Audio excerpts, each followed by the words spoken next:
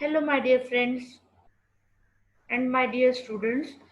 Myself, Mrs. Snehal Narai, Head Department of Computer Science, Dharampet Imperial Memorial Science College, Nagpur. Recently, I am working as a assistant professor in the Computer Science Department. In previous video, we have seen what is data structure and the types of data structure, that is linear data structure and non-linear data structure. Today we have seen the queue as a data structure in detail. Basically, the linear data structure is divided into three categories: stack, queue and linked list. In the previous video, we have seen stack in detail.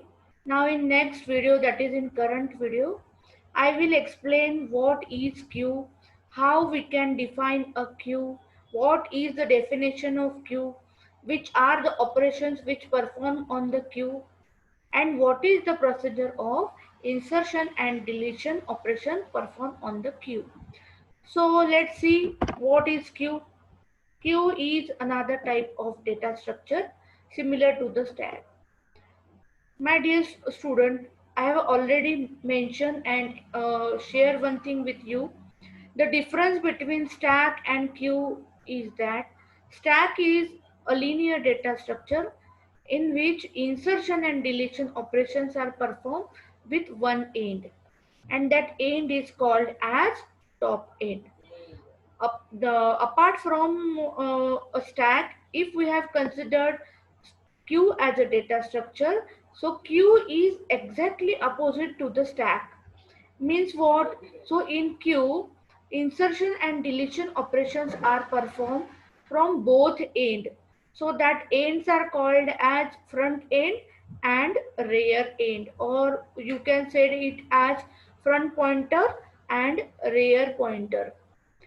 So if we have compared stack with queue, so stack follows first in last out methodology, or last in first out methodology, and queue follows first in first out methodology, or last in last out methodology. That is data or the item which is stored in first in the queue is deleted at first or accessed at first. Queues are the common in computer program and where they are implemented as data structure coupled with access routines. So queue is also called as a abstract data structure or abstract data type. Abstract means according to the user requirement, user can create a data and fulfill the requirement. In this slide, this is the representation of queue in memory. This is a simple diagram. In this diagram, two ends are there. First end is in end and another end is out end. As I have already discussed with you, in queue there are two pointer, that is two end, and these two ends are used for performing insertion and deletion operation. So the insertion operation is performed with rear end and the deletion operation is performed with front end. So instead of using only one end, that is top end, here in queue both operations are performed from both end, from one end insertion and from one end deletion. So queues follows the methodology last in last out. The element which is inserted at last is deleted at last. Similar to the stack, queue is also can also be represented or implemented using array, linked list, pointer and structure. Now what is next? So what is next is the basic operations which perform on the queue. Likewise, stack, in stack for insertion and deletion operation, we use the terminology push and pop. In last video, I have already told you that these two terminologies only used for in queue in stack, not only in queue or linked list or any other non-linear data structure. It is only associated with a linear data structure like stack. So the basic two operations which are associated with queue is enqueue and dequeue. So what is enqueue? So enqueue is nothing but a procedure to add or store an item or the data element in the rear end, and that end is used to insert a new element in the queue. And what is dequeue?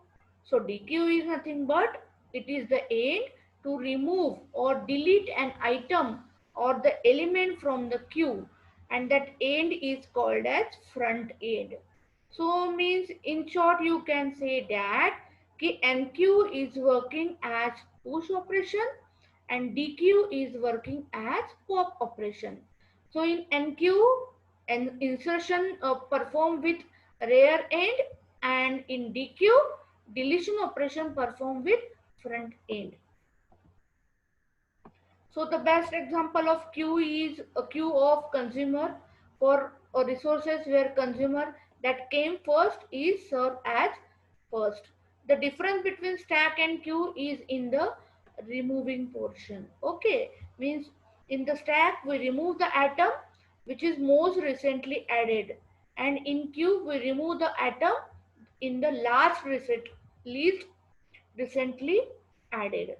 Another good example of queue is that I can explain one example, a real life example to you. So, for example, if you wish to go to bank to perform some transaction, like if you want to withdraw the money or deposit money or to perform any other transaction in bank.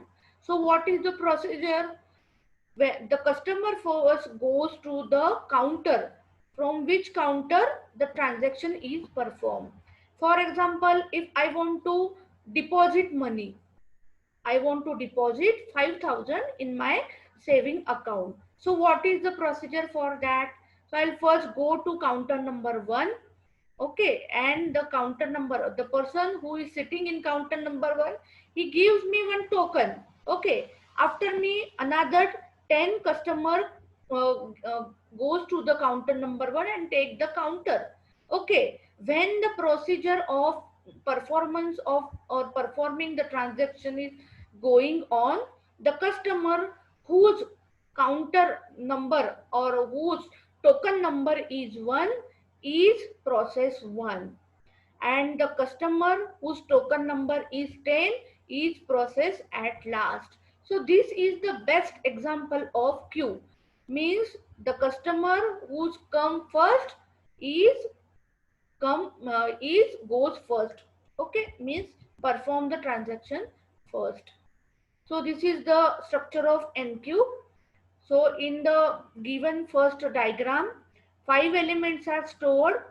One end is called as front end and another end is called as rear end. This is the structure when the new atom is not inserted in the queue. Enqueue is a procedure to insert a new atom in the queue. So before insertion, what is the value of front and what is the value of rear? Because in stack, if we have seen, the value of top is initialized or defined by the value of top, means whatever the value of top, means whatever the value of max of stack is considered as the value of top. Then here the first element which is stored in the queue is nothing but the value of front, and the last element, the position of the last element is considered as the value of rear. So here in the given array 5 elements are there, so that's why the value of front is equal to 1, and last element, that is E, is stored at location 5, so that the rear is equal to 5. Now what is the next step? Next step is that we are trying to insert a new item in the queue. So before inserting new atom in the queue, say FF, I want to or I wish to insert a new element, say FF in my existing queue. So before inserting this new item or the element in the queue, first I have checked whether my queue is full or not. Okay, or empty. Either my queue is empty or my queue is full or my queue contains some elements. Okay, so first I'll check whether my queue is full. If my queue is full, so there is no scope to insert a new element in my queue. In that case, the condition of overflow will be occur. So if your queue is already filled with full number of items, so there is no chance. But if the condition is false, means there is a scope to insert a new item, say F in the queue, so you can directly insert from the rear end of the queue. So E, after E I have here added F element. So after adding this new element in the queue, the value of rear is increased by 1. So in the previous array, the value of front is 1 and rear is equal to 5. As if I am adding or inserting new element in the queue, the value of front is remains as it is, but the value of rear is increased by 1. So in short, we can say that it is observed that whenever user trying to insert a new item or new data element in the queue, every time the value of rear is increased by 1. Okay, so in this step I have here there are 5 steps, and first step is check whether queue is full. If no space, so there is no chance to insert the element.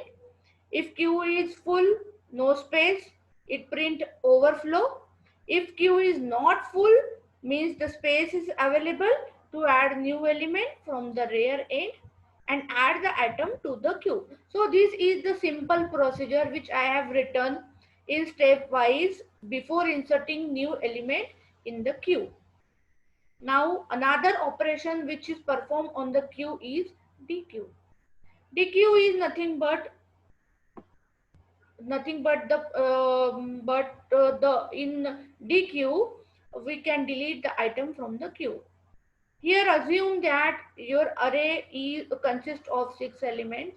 Okay, and in that case the value of front is equal to 1 and rear is equal to 6.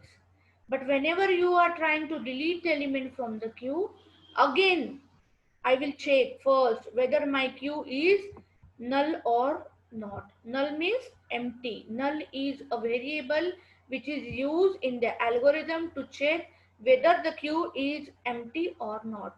If queue is empty, so there is no scope to delete the element from the queue. So you can't perform the deletion operation. Means to perform the deletion operation on the queue, your queue at least contains one element. Okay, either one element or n element. N means you can take either value of n is equal to 1, 2, 3, 4 up to n. Okay, so after deleting the element from the queue, deletion is always performed from the front end. I have already shown you from the front end. The front end A is stored, so A is deleted. By default, A is deleted from the queue. So after deleting A from the queue, the value of front is equal to 2 and the value of rear is equal to 6. Means in deletion operation, the value of rear is constant and the value of front is increased by 1. Okay, so in short we can say that front is equal to front plus 1. We have observed one thing is here in stack, whenever we are performing the deletion operation, in that time the value of top is decreased by 1. Why? Because there is only one end and from that one end both operations are performed. But in queue there are two ends, so either you can insert the value from rear end or delete the value from the front end. So this is the procedure to delete the item from the queue. In the first step, first check whether queue is full or not, means whether your queue is empty or full. If queue is empty or null, then you can print or produce underflow and go back or return from the loop. If your queue is not empty, means space is available and the item is already available in the queue, so you can delete the item from the front end and increment the pointer. Here by mistake add item is there, but here instead of add we have removed the item from the front end and the value of front is increased by 1. Okay, so this is the algorithm of insertion of element in the queue. The name of the procedure is queue insert, queue n front rear and item. If front is equal to 1 and rear is equal to n, means your queue contains maximum number of elements. So the condition of overflow will be occurred and it returns. If front is equal to null, means your queue is empty, then what we have performed? We have to add one by one element in the queue. That is front is equal to 1 and rear is equal to 1. What is the meaning of this step? Front equal to 1 and rear equal to 1 means the queue contains only one element, or queue contains maximum number of elements, say n. Okay, and if rear is equal to n, means rear is equal to 1. What is the meaning of this statement? If my queue contains 5 elements, means my queue definitely contain one element. Okay, so you can easily add or insert the element in the queue. After inserting element in the queue, the value of rear is increased by 1, that is rear is equal to rear plus 1, and where we have to insert that element. So the element is inserted at the rear end of the queue. Here queue is working as a structure or a data structure like an array. So this is the algorithm or pseudocode for the queue deletion. The name of the procedure is queue delete, and these are the parameters: queue, n, front, rear, and item. In contrast to the enqueue operation in dequeue, that is queue delete procedure, instead of checking the value of front is equal to max, that is front equal to n, here we have checked whether the value of front is equal to null. If front is equal to null, then as I have already told you, if front is equal to null means no element is stored in the queue and the condition of underflow will be occur. And if the item is present in the queue, so you can delete that item from the queue. From which end? From front end. So if front is equal to rear, then set front equal to null and rear is equal to null. Else if front equal to n, then front equal to 1, means you can easily delete the element. What is the meaning of this third step? Front equal to rear means the value of front and rear is equal. We have set initially front equal to null and rear is equal to null. Then we have considered front equal to 1, front equal to n, means maximum number of elements or items are stored in the queue. So you can easily delete the element from the queue either by initializing the pointer to the specific location. If you are not initialize any pointer in the location, so by default the first element which is stored in the queue is deleted from the front end, and after deleting that element the value of front is increased by 1, that is front equal to front plus 1. This is the link representation of queue, just like a stack.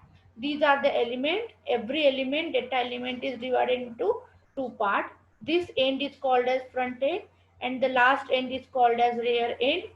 From this end, insertion operation performed. From front end, deletion operations are performed.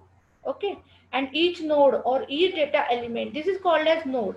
As if the element is divided into two parts, it becomes a node, and more than one nodes are connected with each other, it becomes a linked list. So that's why in this way the queue is represented in the form of linked list, in which every node is divided into two parts. First part is information part and second part is the pointer field or the address field. The address of the first node is connected to the information part of the second node. Likewise, multiple or n number of nodes are connected with each other to form a linked list. These are the types of queue. We have just seen in brief DQ and priority queue. These are the previous year question based on the topic. Okay. So you can see the previous year university paper questions.